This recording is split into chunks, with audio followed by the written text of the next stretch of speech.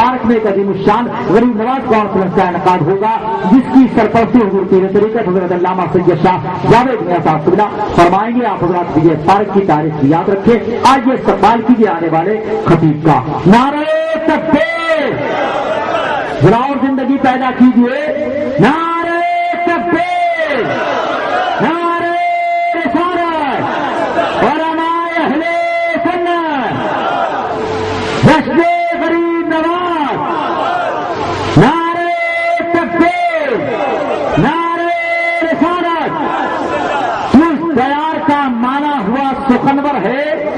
जहां में इल्म बदत का हसी गुलेस्तर है, अब आदि जाके बड़ा और न दिल की बेटा भी, ये बज़्म तेरे लिए बेकरार मुख्तर है। नजरे बुर्जे खिताबत ताजदार फसाहत व बलागत हजरत अल्लामा मोहम्मद अश्ताक हुसैन साहब क़िबला कादरी जानिब से मुनाक़िदा मेराज नबी कॉन्फ्रेंस व जश्न गरीब नवाज में तशरीफ लाने वाले तमाम हाज़िरीन व सामीईन, मैं मुबारकबाद पेश करता हूँ, कबूल फरमाएं। पीर तरीक़त रहबर शरीयत बरादर गिरामी क़द्र हज़रत अल्लामा सैयद जावेद अली साहब क़िबला नक्शबंदी की सरपरस्ती और सदारत में इस जलसे का इनेकाद हो रहा है। हज़रत अल्लामा सैयद कैसर खालिद साहब फिरदौसी की निकाबत जवान से जवानतर होती जा रही है।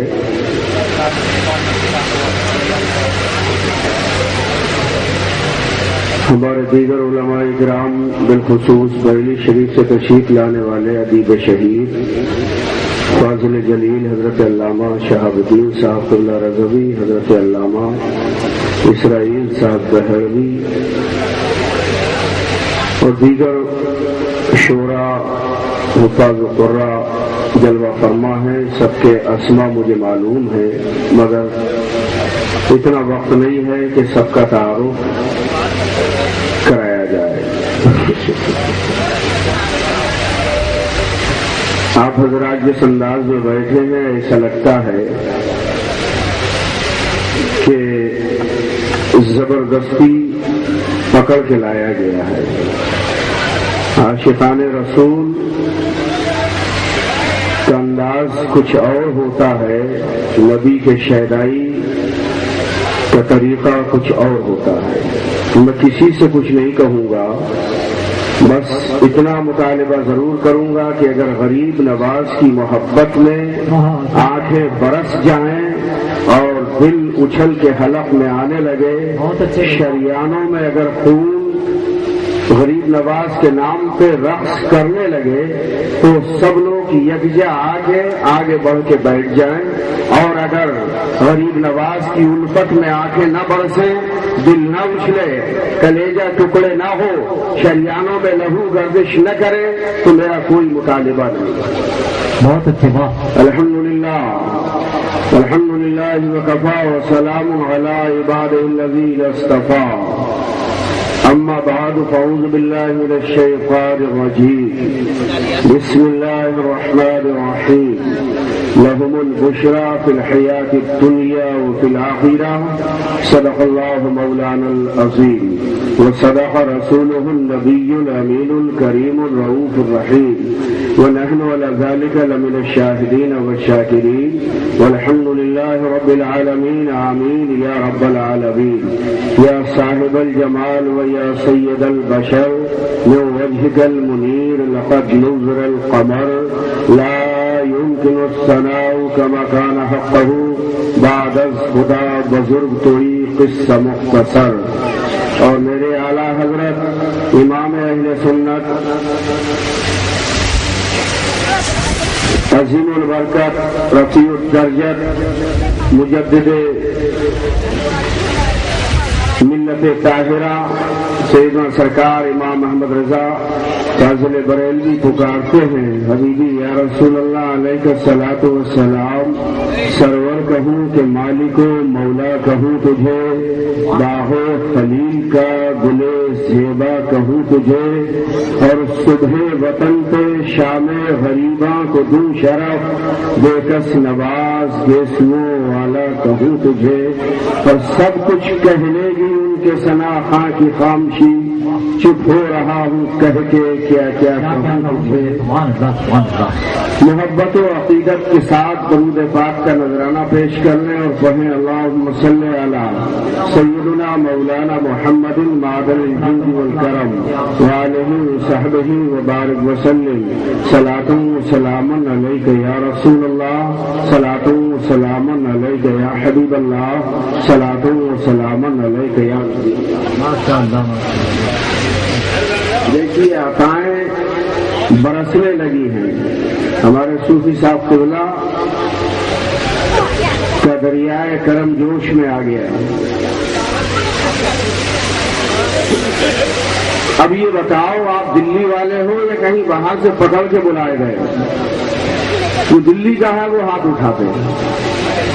اور جو باہر سے پکڑ کے زبردستی آیا اس سے کوئی مطالبہ نہیں۔ جو دلی کے ہیں وہ ہاتھ اٹھاتے ہیں، اور دلی والے دل والے ہوتے ہیں۔ نبی کے غلام کبھی بھی کہیں بھی احساس کمزوری کا شکار نہیں ہوتے۔ مصطفیٰ جان رحمت کے ماننے والے چاہے تعداد میں کم ہو یا زیادہ، ان کا ایک ترائے امتیاز ہوتا ہے زندگی گزارنے کا۔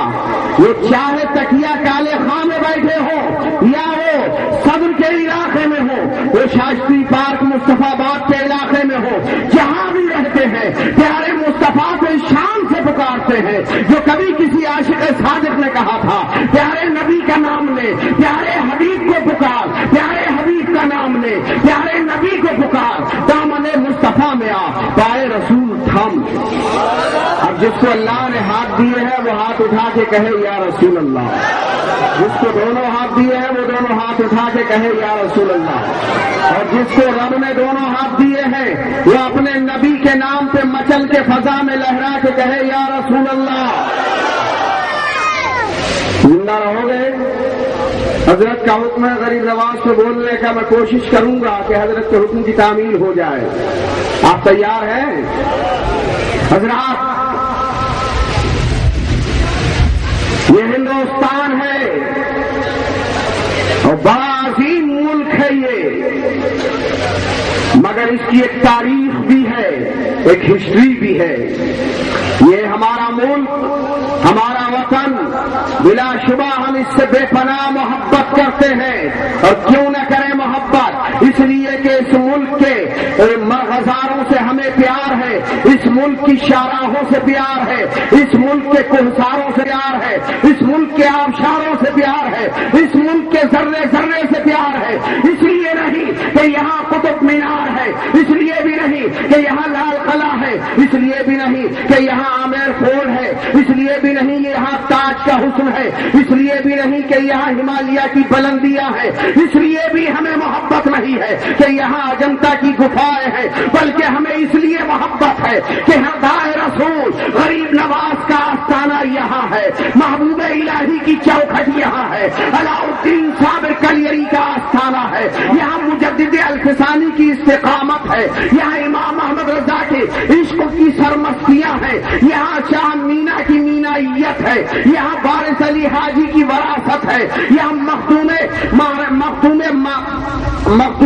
ماہمی کا فیض ہے، یہاں مخدوم کچھوشا کی شرافت ہے، یہاں پہ عزت و عظمت کے ساغر ہیں۔ اس لیے ہمیں اس وطن سے محبت ہے، ہندوستان سے محبت ہے، یہاں کی زمین سے محبت ہے، اور اس لیے بھی محبت ہے اس سرزمین پاک سے کہ قسم خدا کی یہی وہ ہندوستان ہے کہ اسی سرزمین سے سب سے پہلے میرے رب کا نام گونجا، اسی دھرتی پہ میرے رب کا نام لیا گیا، اسی زمین پہ، اسی زمین کے اوپر انسانوں نے پیارے مصطفیٰ کا نام سنا، کائنات عالم نے سب سے پہلے نبی کا نام اسی زمین سے سنا، رب کا نام اسی زمین سے سنا، اس لیے ہمیں محبت ہے۔ جبریل امین نے سب سے پہلی اذان اسی ہندوستان کی زمین پہ پڑھی تھی، اور اس لیے بھی محبت ہے کہ میرے آقا نے فرمایا کہ مجھے ہندوستان سے بوئے محبت آتی ہے، پورے وفا آتی ہے، میرے عرب کو آئی ٹھنڈی ہوا یہاں سے، میرا وطن وہی ہے، میرا وطن وہی ہے، میرا وطن وہی ہے، میرا وطن۔ نعرہ رسالت، جشن غریب نواز، سبحان اللہ۔ حضرات مگر یہ ہندوستان ہے، یہاں کی تاریخ یہ ہے کہ اسی ہندوستان کے مستق پہ ندیاں ہیں 5، راوی، چنار، ستلج، جھیلم اور بیاس۔ یہ 5 ندیاں ان ندیوں کے دوآبے میں اور ان ندیوں کے گھاٹوں کے کنارے، انہی ندیوں کے ساحلوں پہ قوم شریف قوم آباد تھی، جسے تاریخ دراوڑ کے نام سے یاد کرتی ہے، ہندوستان کی ہسٹری دراوڑ کے نام سے جانتی ہے۔ انہی دوآبوں میں وہ اپنی بھیڑ اور بکریاں چراتے تھے۔ اللہ اکبر، تاریخ بتاتی ہے کہ یہی انہی دوآبوں میں ان ندیوں کے پانی سے سیراب ہوتے تھے، انہی کے دوآبوں کی چراگاہوں میں اپنی زندگی کے اسباب تعیش فراہم کرتے تھے۔ مگر ایک زمانہ ایسا آیا، ہندوستان کی مٹی پہ وسط ایشیا سے نکلنے والی ایک قوم آئی۔ تاریخ کا ایک گوشہ چھیل رہا ہوں، ہندوستان کی تاریخ کا ایک چیپٹر الٹ رہا ہوں، اپنے علماء کی توجہ بھی چاہوں گا اور پڑھے لکھے تمام مسلمانوں کی توجہ بھی چاہوں گا کہ ایک زمانہ ایسا بھی آیا کہ یہی دراوڑ قوم جو راوی کے پانی سے سیراب ہوتی تھی، جو بیاس کی چراگاہوں سے اپنی زندگی کے اسباب تعیش فراہم کرتی تھی، جو چنار کی وادیوں میں زندگی گزارتی تھی، اللہ اکبر، جو ستلج کے کناروں پہ جھوپڑیاں بنا کے اپنی گودباش اختیار کرتی تھی، اسی قوم پہ ایک ظلم کا دور آیا، ایک ستم کا دور آیا۔ ستم کی آندھیاں وسط ایشیا سے اٹھی، مدھیہ ایشیا سے اٹھی، ایران کی ایک غالب قوم ہندوستان کے راستے سے سفر کرتی ہوئی آئی، جسے زمانہ آرین کہتا ہے۔ آرین قوم آئی، اللہ اکبر، راوی کے علاقوں کو دیکھا، ستلج کی بہاروں کو دیکھا، چنار کے علاقوں کو دیکھا، جھیلم کے چاراہوں کو دیکھا، اللہ اکبر، بیاس کے مرغزاروں کو دیکھا، اور یہاں پہ بسنے والی سابقہ قوم دراوڑ کی عورتوں پہ قبضہ کر لیا، ان کی بیٹیوں پہ قبضہ کر لیا، ان کی چراگاہوں پہ قبضہ کر لیا، ان کی بیویوں پہ قبضہ کر لیا۔ ایک مظلوم باپ چسک رہا تھا مگر طاقت کے سامنے بے بس تھا،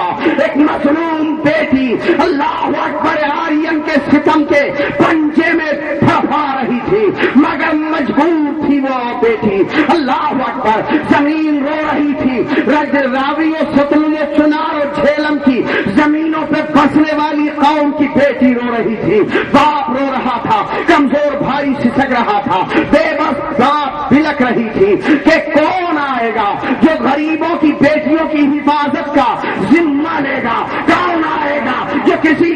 مظلوم شوہر کی بیوی کو اس کے بستر استراحت سے چھیننے سے بچا سکے، کون آئے گا جو کمزور باپ کی آغوش رحمت سے اس کی بیٹی کو چھیننے والے درندوں کے خلاف کھڑا ہوگا۔ مگر ہندوستان کی تاریخ ہے کہ کوئی نہیں آیا، مظلوم قوم دراوڑ اللہ اکبر ان 5 دریاؤں سے نکل کے گنگا اور جمنا کے دوآبے میں آ کے آباد ہو گئی، اور اس دوآبے پہ بھی جب سرکشیاں بڑھی تو جنوبی ہندوستان چلی گئی، بیٹیاں لٹتی رہی، بیویاں چھنتی رہی، بہنیں برباد ہوتی رہی، ایک باپ سسکتا رہا، ماں بلکتی رہی، رات کے سناٹوں میں ایک کمزور باپ نے باب اجابت الہی کو کھٹکھٹایا، اللہ رب کریم کی بارگاہ میں عرض گزار ہوا، فریاد گناہ ہوا۔ ایک ماں جب بیٹی چھینی تو وہ باب اجابت الہی کو اس کی دعاؤں نے کھٹکھٹا دیا،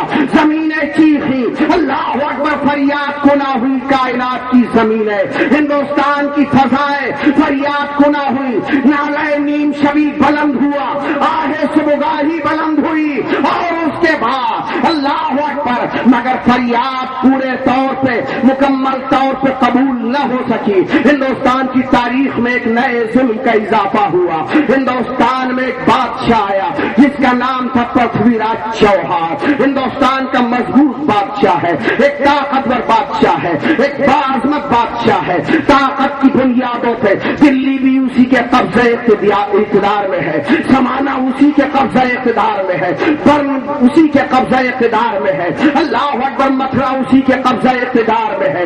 گجرات اسی کے قبضے اقتدار میں ہے، راجستھان اسی کے قبضے اقتدار میں ہے۔ جب قبضے اقتدار بڑھا اور طاقت کے نشے نے پرتھوی راج چوہان کو پاگل کیا تو یہاں کی بیٹی اٹھا کے حرم میں داخل کر لی، پھر باپ رویا، پھر ماں چیخی اور جے چند کی بیٹی اس کے منڈپ سے اٹھا کے پرتھوی راج چوہان اجمیر کے جنگلوں میں لے گیا، اپنے محل میں لے گیا۔ بات سسک رہی ہے، باپ جو رو رہا ہے، بیٹی تڑپ رہی ہے، منڈپ سے دلہن بنی ہوئی عورت بیٹی کو اٹھا لیا ہے، زمینیں پھر چیخی ہے، اللہ اکبر، کائنات فریاد کنا ہوتی ہے، ہندوستان کی زمینیں سسکتی ہیں، مگر یہاں کا نہ کوئی ٹھاکر آیا، نہ برہمن آیا، نہ راجے مقابلے پہ آئے، نہ ہندوستان کی شہری آبادی آئی، نہ دیہاتی آبادی آئی، بلکہ راجا کے ظلم کے سامنے سب بے بس ہے۔ زمینیں چیخی ہے، ایک باپ رویا ہے، ایک ماں تڑپی ہے،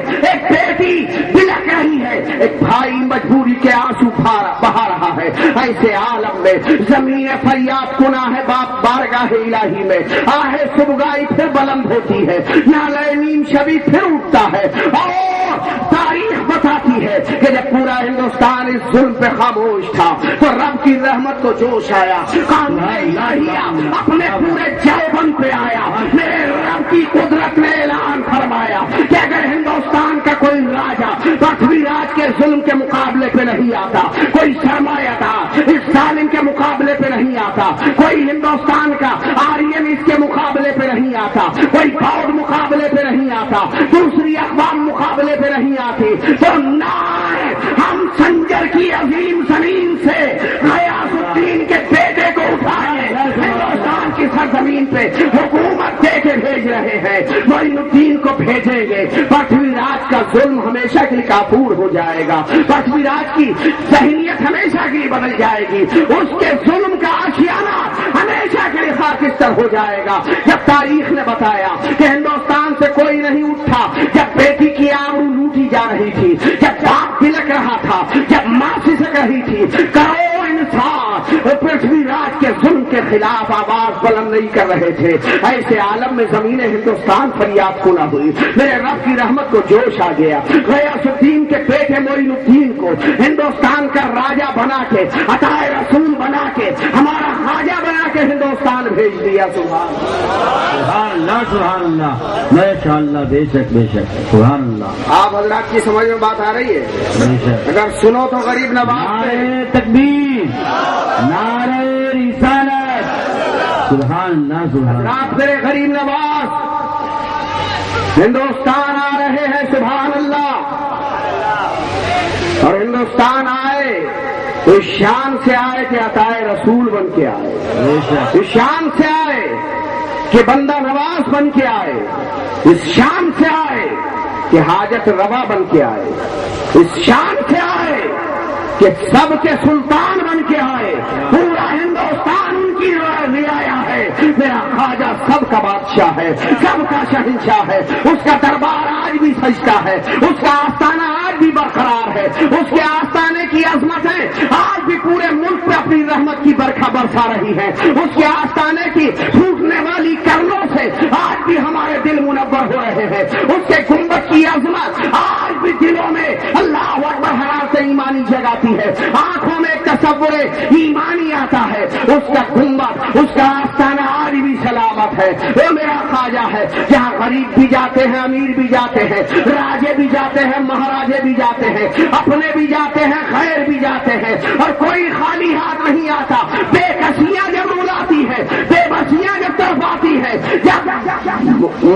معاملات کا ہجوم انسان کو آگے بڑھنے سے روک دیتا ہے، تو غریب نواز کی یاد ہی ہے جو اس ہجوم سے آگے بڑھنے کا حوصلہ پیدا کر دیتی ہے۔ اور میں عرض کروں کہ جب بے بسیاں بے کسیاں انسان کو آگے بڑھنے سے روک دیتی ہے، جب مجبوریاں مفلسیاں انسان کے دامنگیر ہوتی ہیں، تو در خواجہ سے ایک جوت ابھرتی ہے، ایک شمع ابھرتی ہے، اور وہ دل مومن کو خیرہ کر جاتی ہے۔ سنا میں اپنی بربادیوں کے افسانے کہاں جاتے ہوتے تیرا در چھوڑ کر خواجہ یہ دیوانے کہاں جاتے، سنانے اپنی بربادیوں کے افسانے کہاں جاتے، نہ ہوتا در تیرا خواجہ تو یہ دیوانے کہاں جاتے، ہمیشہ بھیک تو ہم نے اسی چوکھٹ سے پائی ہے، ہم اپنا دامن امید پھیلانے کہاں جاتے، وہ دربار ہے میرے خواجہ کا جس کو استاد زمن فرماتے ہیں، خواجہ ہند وہ دربار ہے اعلیٰ تیرا، کبھی محروم نہیں مانگنے والا تیرا۔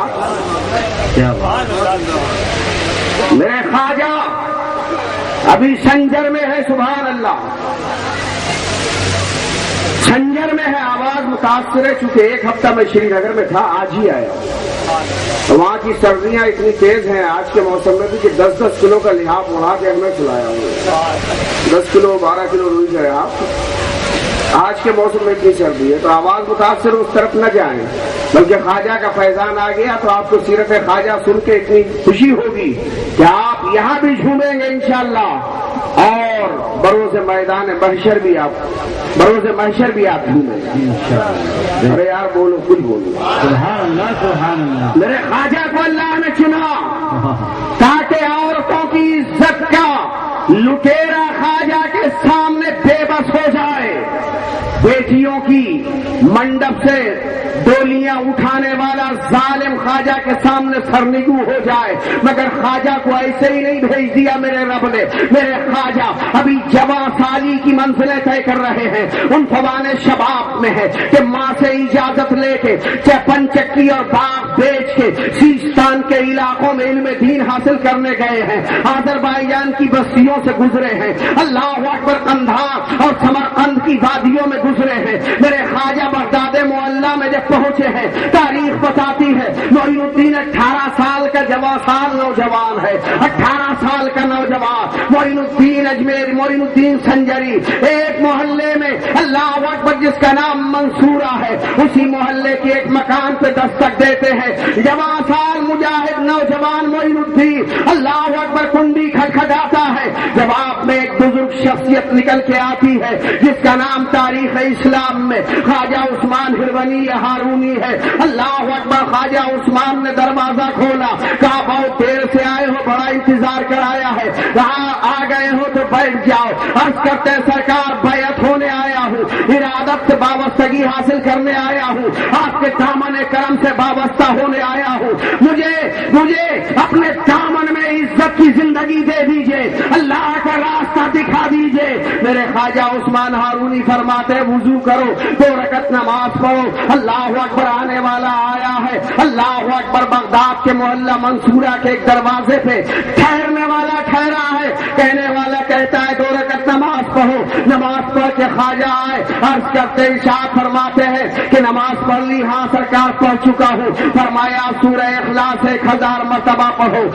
1000 مرتبہ سورہ قل هو اللہ شریف پڑھ کے میرے خواجہ آتے ہیں، عرض کرتے سرکار پڑھ لیا۔ میرے خواجہ عثمان ہارونی فرماتے ہیں آسمان کی طرف دیکھو، ہاتھ میں ہاتھ لیا، آسمان کی طرف دکھا رہے ہیں، اس شان سے فرماتے کیا دیکھا؟ عرض کرتا جواں سال معین الدین سرکار حجاب عظمت ملاحظہ کر رہا ہوں، کہا زمین دیکھو، کہا کیا دیکھا؟ کہتا تو سرا دیکھ رہا ہوں۔ اللہ اکبر، یہ کون سا کالج دکھائے گا، کون سی نسبگاہ دکھائے گی، کون سی خوردبین دکھائے گی، دنیا کا کون سا علم دکھائے گا؟ ارے یہ علم تو انہی کی نظروں سے پیدا ہوتا ہے، یہ علم تو انہی کے آستانوں سے پیدا ہوتا ہے۔ فرماتے 1000 مرتبہ اور سورہ اخلاص پڑھ کے آؤ، سورہ اخلاص پڑھ کے آتا ہے جواں سال معین الدین، ہاتھ پکڑ کے فرماتے دیکھو آسمان کیا دکھا؟ کہا حجاب عظمت اور اس کے سوا دیکھتا ہوں۔ آپ فرماتے زمین کو دیکھو، کیا دیکھا؟ کہا تحت الثری اور اس کے سوا دیکھتا ہوں۔ میرے خواجہ اس کے بعد اپنے پیر و مرشد کی خدمت میں لگے ہیں، 22 سال کا عرصہ گزرا، جوانی گزار دی، دن گزرے، مہینے گزرے، ماہ و سال گزرے، میرے خواجہ کی عمر 40 سال ہو گئی۔ اب پیر اپنے مرید پہ بے پناہ اعتماد کرتا ہے۔ اس کے بعد فرماتے ہیں معین الدین چلو چلو سیاحت کر لیں، اپنے بزرگوں کے مزارات کی حاضری دے لیں۔ اللہ اکبر، چلے معین الدین پیچھے پیچھے، دلق و مسلح سب ساتھ میں ہے، لوٹا اور گدڑی ساتھ میں ہے، سامان سفر و حضر ساتھ میں ہے۔ اللہ اکبر، نکلے ہیں بغداد معلیٰ سے، بغداد معلیٰ سے پہلا راستہ خواجہ عثمان ہارونی نے جو چنا وہ راستہ تھا نجب اشرف کا اللہ اکبر مولا علی کے روضہ محبت پہ اب پیر مرید حاضری دینے جا رہے ہیں اور یہاں سے واپس لوٹے تو صدیوں پہلے نہر فرات کے قریب جہاں کبھی اہل بیت اطہار کے خیمے نصب ہوئے تھے اللہ اکبر انہی خیموں کے قریب عالم تصور میں معین الدین دریائے فرات کی لہروں سے وضو کر کے